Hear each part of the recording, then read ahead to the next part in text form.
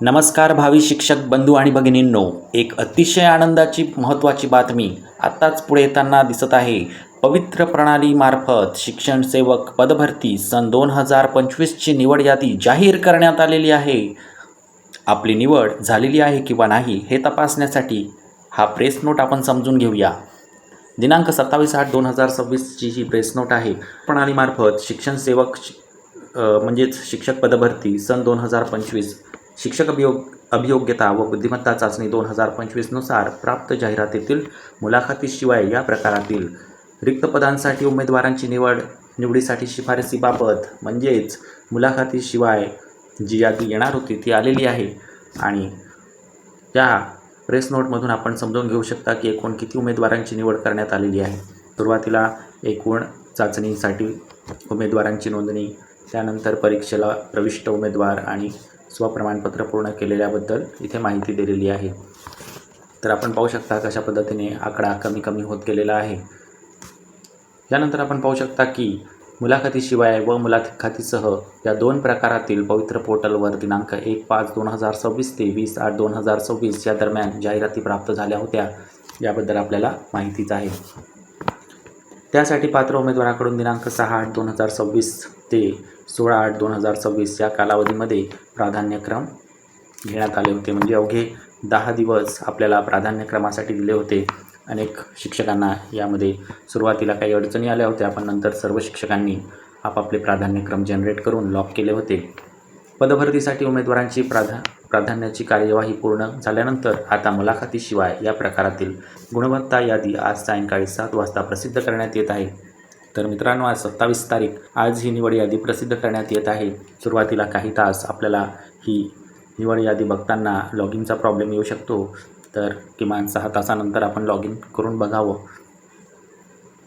तर आपण बघू शकता इथे एक तक्ता दिलेला आहे की मुलाखतीशिवाय या प्रकारात व्यवस्थापन निहाय प्राप्त जाहिराती व शिफारस झालेल्या पदांचा तपशील इथे देण्यात आलेला आहे. तर हा तपशील आपण बघून घेऊया. पहिल्या टप्प्यामध्ये जिल्हा परिषदाच्या 13,225 जागा आलेल्या होत्या. त्यापैकी 8,481 जागेवर उमेदवार देण्यात आलेले आहे. त्यानंतर नगरपरिषदा यांच्या 280 जागा आल्या होत्या. 226 जागांवरती उमेदवार निवडले गेले आहे. तसेच महानगरपालिकेमध्ये 1900 पैकी 1300 जागांवर उमेदवार निवडले गेलेले आहे. आदिवासी विकास विभागाच्या आश्रमशाळेमध्ये सुद्धा 2,421 पैकी 1601 उमेदवार निवडले गेले आहे. शासकीय विद्यानिकेतनमध्ये 56 पैकी 54 उमेदवार निवडले गेलेले आहे. आणि खाजगी शैक्षणिक संस्थेमध्ये 1818 पैकी 1451 उमेदवार निवडले गेलेले आहेत. तर आपण पाहू शकता की एकूण 19,754 उमेदवार निवडायचे होते, परंतु प्रत्यक्षात मात्र 13,119 उमेदवार निवडले गेलेले आहे. म्हणजेच जवळपास 6,500 उमेदवारांची इथे आपण कमी निवड केली गेलेली आहे असा आकडा आपल्याला इथे दिसत आहे.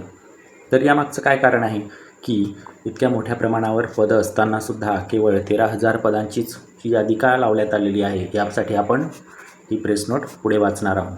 तर आपण बघू शकता की समांतर आरक्षणातील म्हणजेच माजी सैनिक 15%, अंशकालीन उमेदवारांचे 10% याप्रमाणे जाहिरातीत पदे मंजूर आहेत.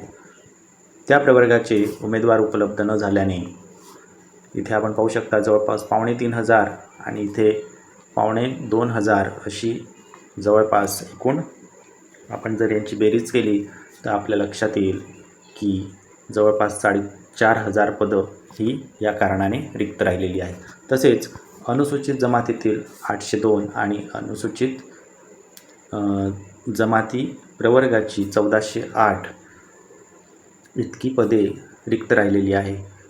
तर अशा पद्धतीने आपण पाहू शकता जो 6,500 उमेदवार जे भरले जाऊ शकले नाही ते या कारणाने, म्हणजेच ती पदं ज्या प्रवर्गासाठी आरक्षित होती त्या आरक्षित प्रवर्गाचे उमेदवार न मिळाल्या कारणाने ती आपल्याला इथे रिक्त दिसत आहे.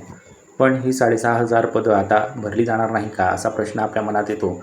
तर त्यासाठी कन्व्हर्टेड राऊंड घेतला जातो. तर आपण बघू शकता समांतर आरक्षणातील उमेदवार उपलब्ध न झाल्यास कन्व्हर्टेड राऊंड घेऊन भरण्यात येणार आहेत. म्हणजेच ही अतिशय आनंदाची बातमी आहे की पुढे काही दिवसानंतर जो कन्व्हर्टेड राऊंड होईल त्यामध्ये आपल्यापैकी ज्या उमेदवारांना अजूनही यादीमध्ये स्थान मिळालेलं नाही अशा जवळपास 6,500 उमेदवारांना या कन्व्हर्टेड राऊंडचा फायदा होणार आहे आणि त्यांचं नाव यादीमध्ये येणार आहे.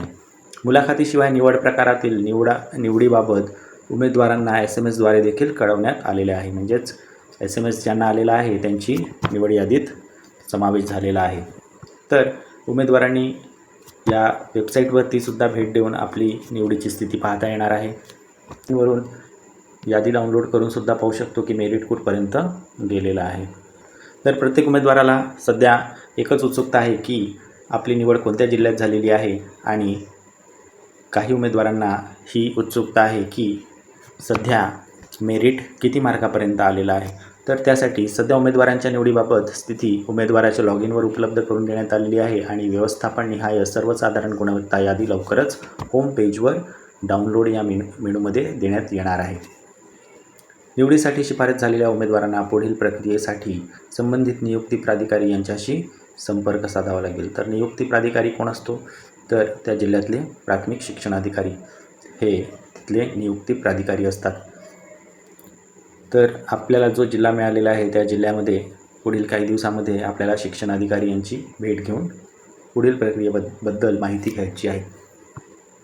पदभरतीबाबत उमेदवारांना याद्वारे आवाहन करण्यात येते की पवित्र पोर्टलवरील मुलाखतीशिवाय निवड प्रकारातील निवडीबाबत आपले म्हणणे, मागणी इत्यादी बाबी राज्यस्तरावर तक्रार निवारण समिती व दुरुस्ती समिती स्थापन करण्यात आलेली आहे.